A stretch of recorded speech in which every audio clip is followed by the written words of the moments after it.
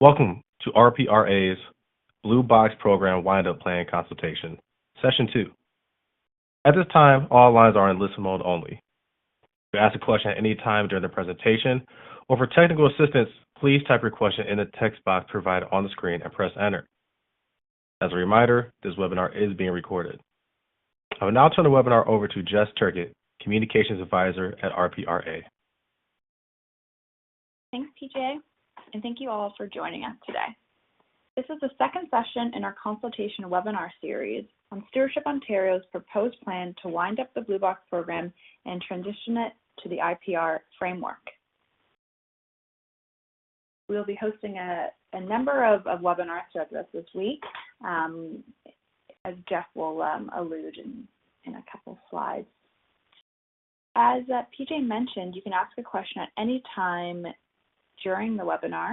On your screen, you'll see a little text chat box. There's two tabs at the top. One is Q&A, where you can type in any of your general thoughts, questions, comments, and there's also one titled Tech Support. We ask that you use this one if you're experiencing any audio issues, anything else. This way you'll get dedicated support and they can help you figure out your issue.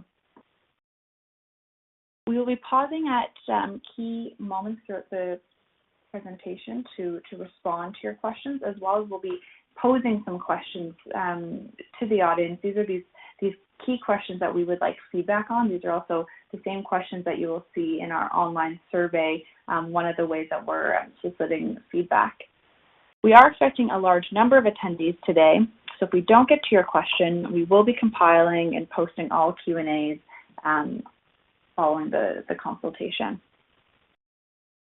As always, we will be posting the presentation slides and a recording of this session. You can find all of them on our consultation webpage. So later this afternoon, you'll be able to find session 2 as well as session 3, and session 1 from yesterday is up already. Joining me today is Jeff Rathbone, Director of Transition, and Tessa Blandurin, Manager of Programs and Planning. I'll now hand it over to Jeff to start the presentation. Hey, thanks very much, Jess.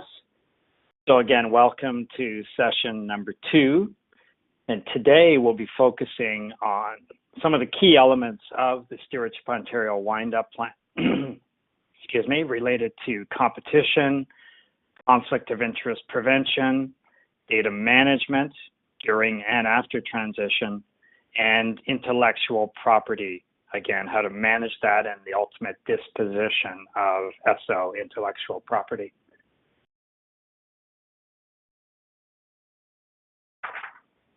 So just a really quick recap for anyone relatively new to this program. SO, Stewardship Ontario, is the industry funding organization that acts on behalf of Ontario stewards that supply packaging and printed paper into Ontario. And again, we currently have a shared responsibility model for Blue Box, where responsibility is shared between Stewardship Ontario on behalf of its stewards and municipalities. But in August 2019, the minister issued direction that the current shared Blue Box program be wound up and that it transition to a new individual producer responsibility framework, similar to what's happening with materials and tires, electronics, etc. And this transition, because of its complexity and the number of municipalities involved, will actually take place over a 3-year period between January 2023 and the end of December 2025. And as part of this wind up, the Stewardship Ontario was directed to prepare a wind-up plan, which is before us today, and Rpra must approve that plan, and part of our approval process is to seek your feedback on the SO plan. So, as Jess mentioned, we'll be having a number of sessions this week. We had an introductory session yesterday. Today's session, as I just mentioned, is focused on competition, data security, and other issues such as that. And then throughout the rest of the week, you'll see there are sessions on how to maintain program performance. Session number 4 is on the Stewardship Ontario financials. And then session 5 is how to wind up the continuous improvement fund.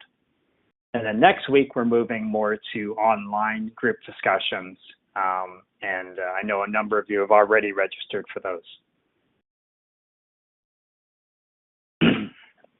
So in terms of direction from the minister has provided quite specific direction regarding competition and conflict of interest in his August 15th, 2019 letter of direction.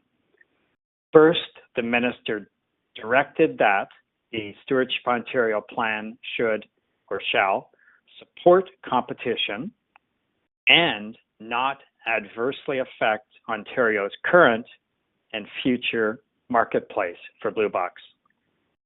So again, when we're speaking of current, we're speaking of, because of the long transition period for Blue Box, we have between now and the end of December 2025, we have to ensure the plan both supports competition and does not adversely affect the current plan.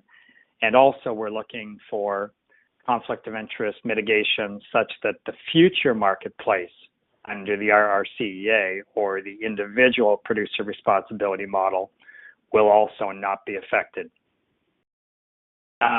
The letter of direction goes on to say that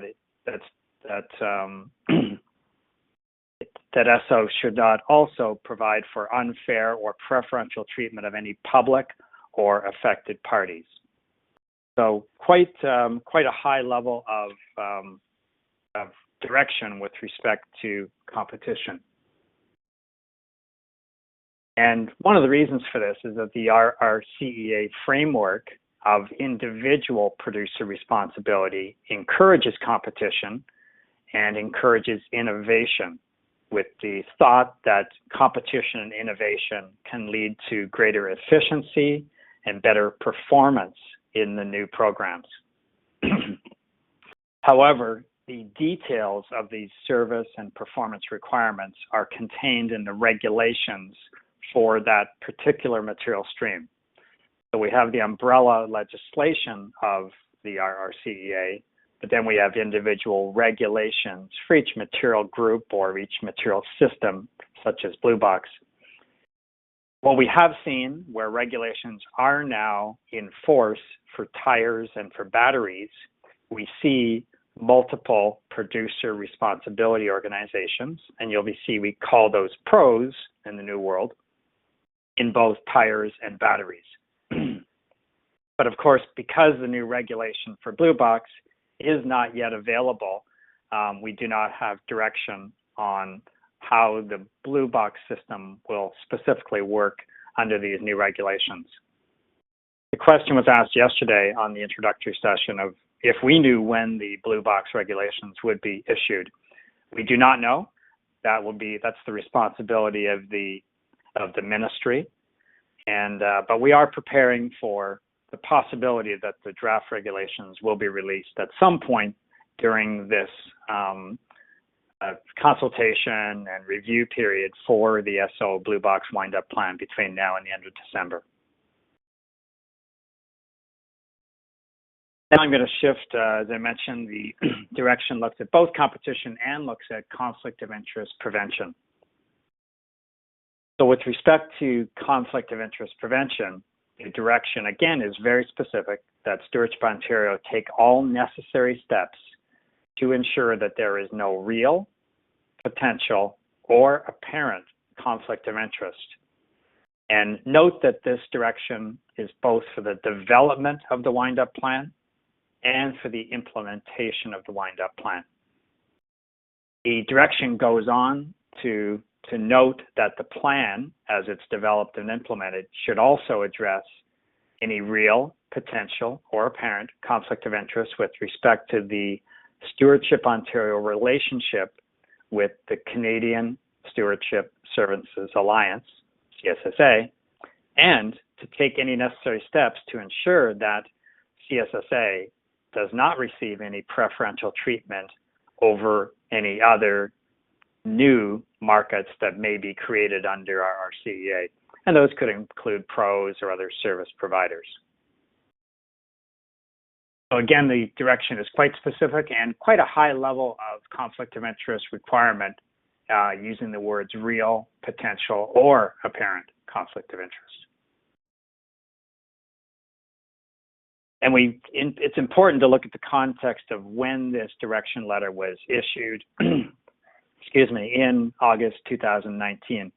At the time of the direction letter, a little over a year ago, nearly all of the Stewardship Ontario services were provided by CSSA. There were just 2 Stewardship Ontario staff, and they were really field staff. The management and executive responsibilities for Stewardship Ontario were really provided by CSSA. And in the future, under the future regulations for individual producer responsibility, CSSA may become a pro or may become a service provider to a pro or to pros under the RRCEA. And therefore, SO must ensure that both during the current shared responsibility regime and also after full transition at the end of 2025, that this conflict of interest is addressed. Also at the time, there was cross-representation on the Stewardship Ontario Board of Directors and the CSSA National Board of Directors. There was also significant cross-representation at the management and executive level of Stewardship Ontario and CSSA. So because the minister's direction was quite specific that this conflict of interest be addressed both during the development of the plan and the implementation of the plan, it was decided with SO that this conflict of interest plan should be developed in advance of beginning to actually write the wind-up plan.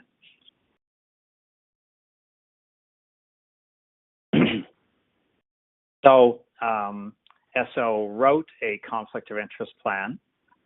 They actually used an independent body to write that before the wind-up plan itself began to be written. This plan was reviewed by Rpra. We actually had an external conflict of interest expert engaged to help us look at the plan. The plan was also considered by our board of directors, and it was then implemented prior to the commencement of any writing of the plan that you see before you. And the plan proposed and ultimately implemented some significant changes both to the board and to the staff arrangements. At the board, any of the cross appointments between Stewardship Ontario and CSSA were eliminated. This meant actually the resignation of the then Stewardship Ontario chair of the board and the appointment of a new board chair. It also meant new conflict of interest and code of conduct provisions for the board, and these also applied when we get to staff. You'll see they also applied there as well. And most specifically and importantly, it states that no director, no board of director of Stewardship Ontario shall be permitted to participate in an organization that's designed to deliver compliance services under the RRCEA while serving on the SO board. And this was part of an overall revised code of conduct that's in place today, and it codifies these obligations. For those of you that have gone to actually obtain this presentation on, you'll see there's an actual link to the code of conduct within the presentation. Significant changes were also made at the staff, management, executive level. So prior to the minister's direction, both Stewardship Ontario and CSSA staff were physically together on the same floor. Of course, things have changed over the last few months, but the plan resulted in segregation of the Stewardship Ontario team from the CSSA team.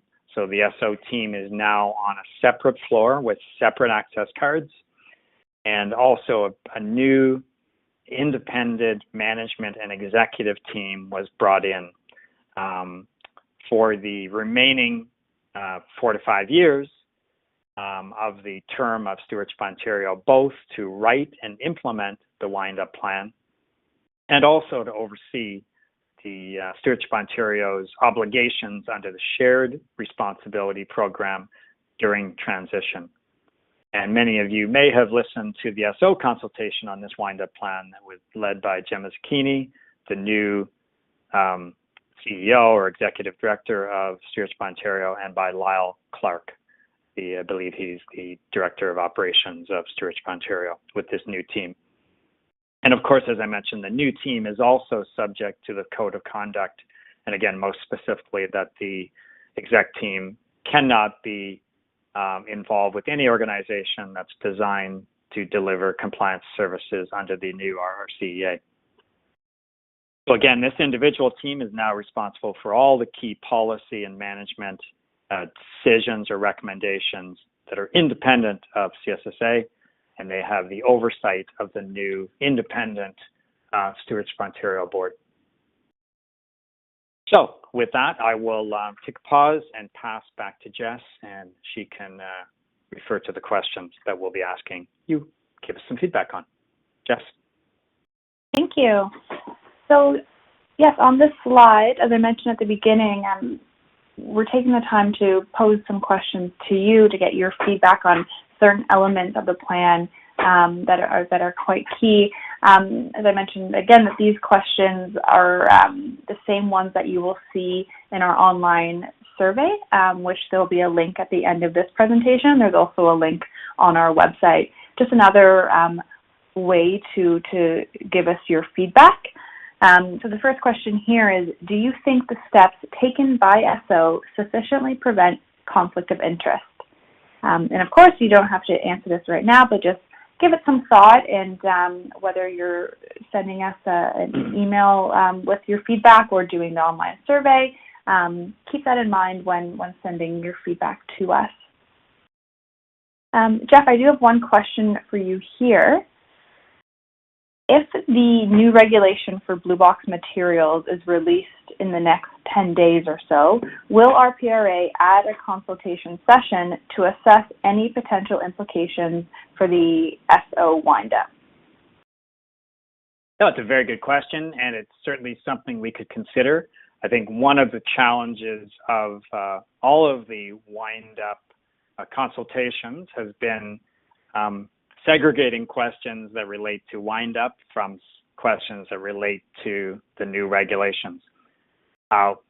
Should we receive the draft regulations, should all of us see the draft regulations during this consultation, we will definitely look at whether an additional session should be added.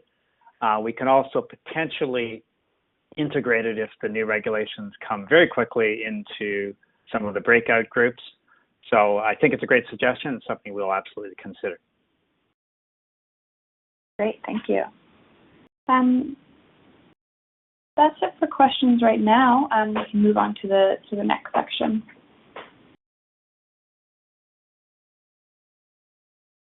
Thank you, Jess. The next section, we will be talking about data management. In his direction, the minister actually lays out quite a few requirements that relate to data management. These include the proposal for transferring data to Rpra and to propose how data confidentiality is kept when doing so. This includes a description of all data and information that is within SO's custody or control, and identifying any confidential personal data and information, and indicating how that data can be provided in confidence to the authority. Other aspects of his direction that relate to data actually go back to the part that Jeff already mentioned in the previous section, which is really relating to supporting competition. access to SO data by any future service provider under the RCEA, including CSSA, may lead to an unfair advantage. Therefore, the Minister specifies that any party currently having access to SO data, and this is the last piece of his direction on this slide, that any party currently having access to SO data and information only retain data that is equivalent to the information that will be shared through a fair, open, and transparent process. So I will take you through some of the key elements that are contained in the proposed plan by Stewardship Ontario. First of all, it lays out what types of data are mostly covered by the plan. This includes steward supply reports, any related adjustments to those supply reports, invoices and payments. SO also has contact information, both of stewards and of communities that participate in the program.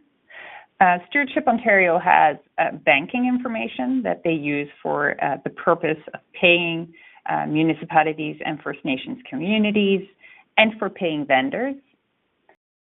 And SO has program cost information and recovery data that is obtained from municipalities and First Nations communities by Rpra through the data call. But SO also has quite some information in their systems. Finally, through its market development initiatives, SO also has obtained market intelligence. So these are the key types of data that SO has described some level of processes and plans about. So firstly, during transition, so in the years 2021 to basically the end of December 2025, during these years, it's mainly around data access and storage. So SO has its data compiled and stored in a shared SAP system, Enterprise Resource Planning System. Many of us may be familiar with such a system. It is one of 6 companies serviced by this shared environment, and its data and processes are segregated from other companies using company codes. Data and security and privacy is maintained through access control processes and protocols that are overseen by SO's CFO. And with respect to SO and CSA staff engaged in the administration of the Blue Box program, SO's CFO is also responsible for the roles-based permissions that determine who has access to SO's data. Access and permissions will continue to be monitored throughout the transition. Now, with respect to SO's market intelligence, SO will review its archives, including any material collected by CSSA on behalf of SO, and compile an inventory of such market knowledge, which may include any research reports or any other type of studies that SO may have commissioned. It will transfer this inventory to Rpra by the end of next year. Now, with respect to how SO proposes to manage data at its wind-up, so this would be somewhere in 2026, there are a number of things that can happen to this data. Some data will have to be retained for legal reasons, and for that data, SO will make necessary arrangements. Some data will be securely transferred to Rpra, and data that does not need to be retained and is not needed by Rpra would be destroyed under SO's proposal. An attestation of destruction would be provided to Rpra. The only information that SO plans to share publicly is the final wind-up plan completion report. Similar to the existing annual reports, this would only contain aggregate program information. So this leads me to our key consultation with respect to data management, and that is, do you think that SO's data management plan supports competition and ensures data security? Thanks, Tessa. We have a few questions here for you. And as I mentioned, the questions that we have on the slides here obviously are to get you thinking and to kind of for you to provide feedback on those, but please feel free to ask any of your questions or comments that aren't necessarily related to the question on the slide right now, but anything that you'd like some clarity on, or just some more comments on. But for now, Tessa, there's a question here. Does market intelligence include SO-led audits for waste management programs, such as bluebox, hazardous waste, or would that be considered intellectual property, which we'll be talking about in the next section? Thanks for that. Actually, it does include that, but the next section will be about intellectual property. That will include that market intelligence, but this data is also considered, it's covered by both sections. So it's both considered data treated under the data management plan, and it's considered intellectual property covered under next section. Thank you. I do need to add that the main areas that SO is referring to, and I'll reemphasize that in the next section, is really relating to specific studies that SO has commissioned for the purpose of obtaining for their market development initiatives. Thank you. I'll ask this question to Jeff, as this is a bit more related to kind of the competition that he spoke about in the previous section. A couple comments here that might be more related to a question actually for MECP when they consult on their draft regulations. But the comments are surrounding, it's hard to know if the proposed approach to conflict of interest support competition. They'd like to know, to see how many pros form as a result of the new regulation. For example, for tires and batteries, you say there are multiple pros. However, it seems that there are only one main one for each. Doesn't seem that competitive. And then an overarching questions are municipalities confident that the ministry will uphold its own competition standards? Jeff, I don't know if you have anything to add or comment on there.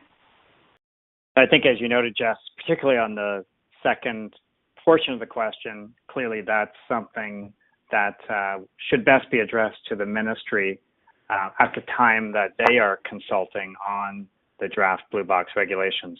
I should note, I think we've talked a bit earlier about not knowing the timing of the release of those regs, but one thing that we do know is that there will be consultation once those regs are released.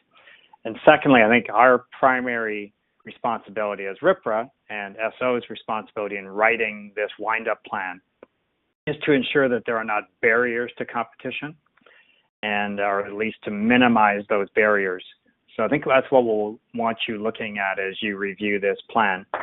But you're also quite right in the question that ultimately the degree of competition that we see in the marketplace will obviously be a result of market factors, partially because of how we have designed with Stewardship Ontario the wind-up plan, but also how the regulation is designed. So those two come together to ultimately determine the degree of competition. Thank you, Jeff. A few more questions here. Again, this might be for Jeff, as he spoke about the role of SO and CSSA. So what role can SO's senior management resources play post-transition as part of a new pro or a service provider, for example? The code of conduct of Stewardship Ontario that applies to both board members and the management and executive team, and in fact any SO staff, is that they cannot, while they are employed by Stewardship Ontario or under contract to Stewardship Ontario, be involved with the development, implementation, or ultimately acting for any organization that is looking at having a role under the RRCEA as a pro or as a service provider. Great, thank you. And another question here. What will happen to the information or data that is transferred to Rpra?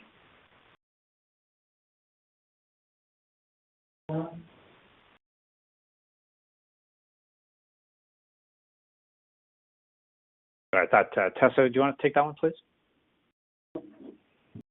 Oh, sure. Yeah, sure.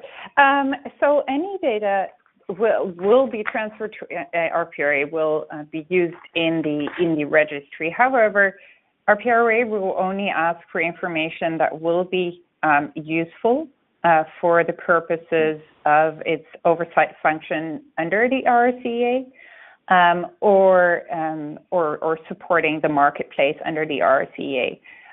So this information will be contained in the registry, and for that purpose only. And therefore, other data, Rpra will not ask to have anything else transferred to them, and data that will then not be transferred would be destroyed. Great, thank you. That's it for questions. So Tessa, you can go to the next section. Okay, thank you.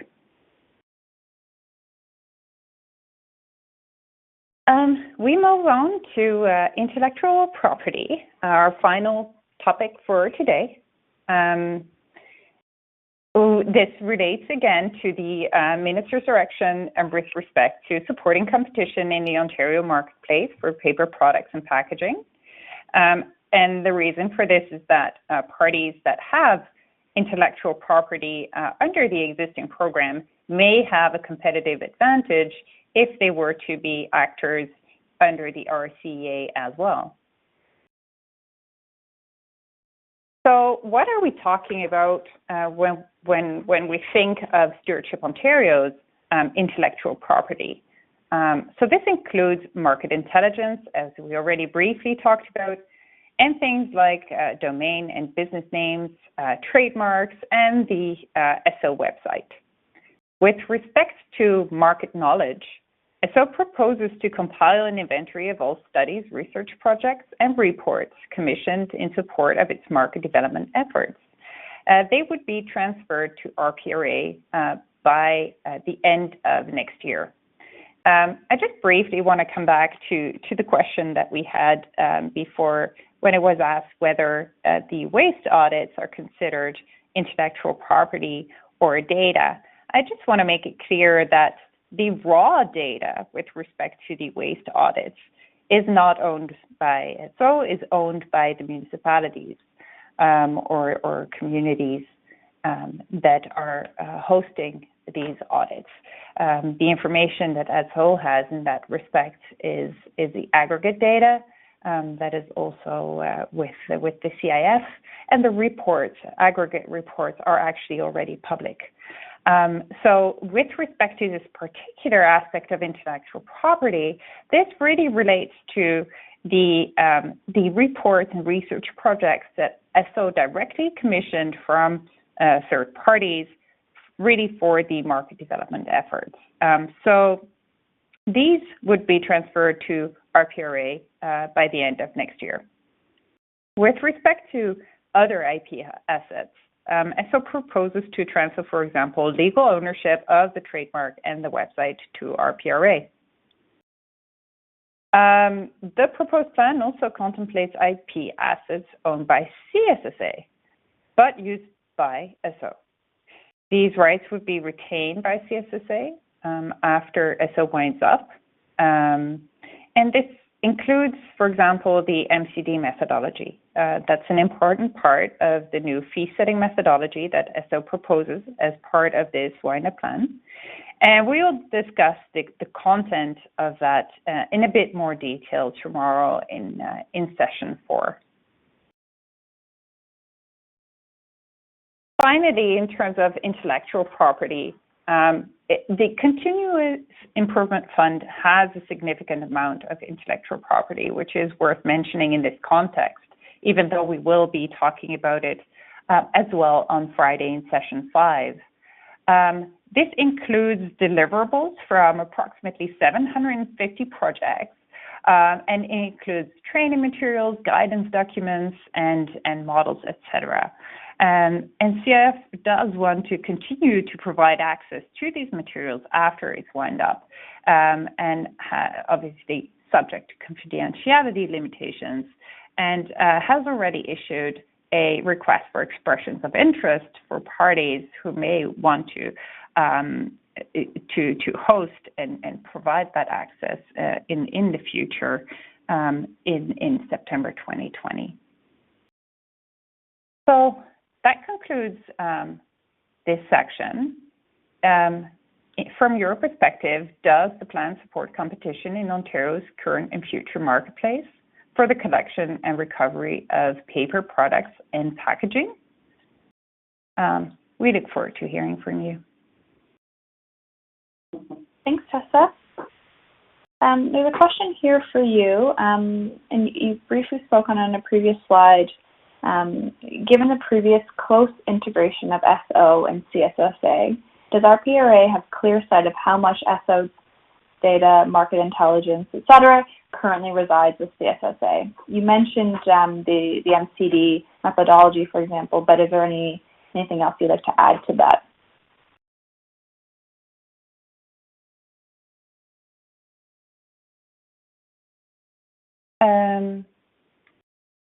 To my current knowledge, this is the fee-setting methodology and the aspects related to that, and specifically to the MCD methodology, is the key aspect. The most important one that I know of. Yes. Great, thank you. We'll wait a couple, more seconds for questions to come in. But in the meantime, I'll just take it to our last slide here is our next steps. And as I mentioned at the beginning, this presentation deck and a recording will be posted to our consultation webpage. This will house all of our recordings from all the sessions. So by the end of Friday, you will see all 5 of our consultation webinars, the recordings and the deck. Provide your feedback. So again, as we've said many times, there's several ways that you can do that. One is by through these webinars, so continue to participate and join in them. Also the group discussions that are taking place next week, as well as also one-on-one meetings. We are open to setting those up, so if you would like to reach out to us and try to find some time to do that, that'd be great. The other options are also emailing us your comments, your feedbacks, and your questions, and then as well as the online survey. There's a link to that on the slide here, and all feedback is due by Tuesday, November 10th. Following that, that closure for feedback, we will be compiling all of our feedback that we hear into a consultation report, which will be made available on our website following the consultation period.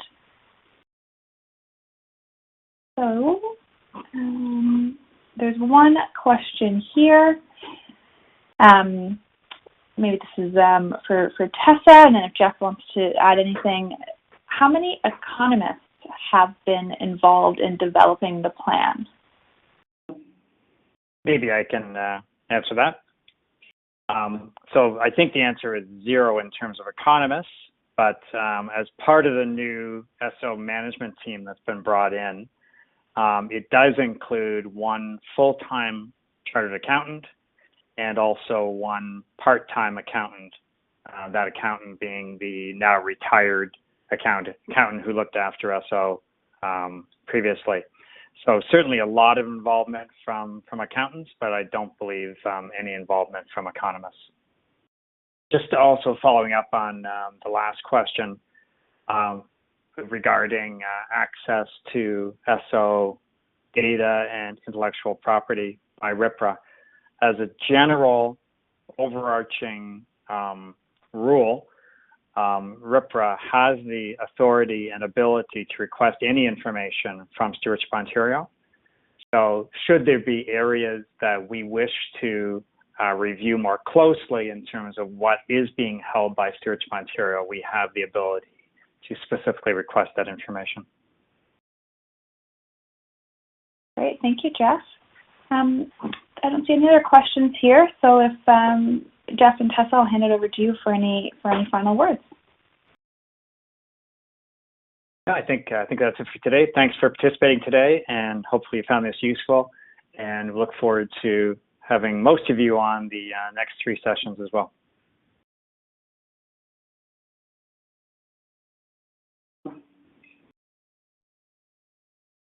Thank you for joining. The conference is now over.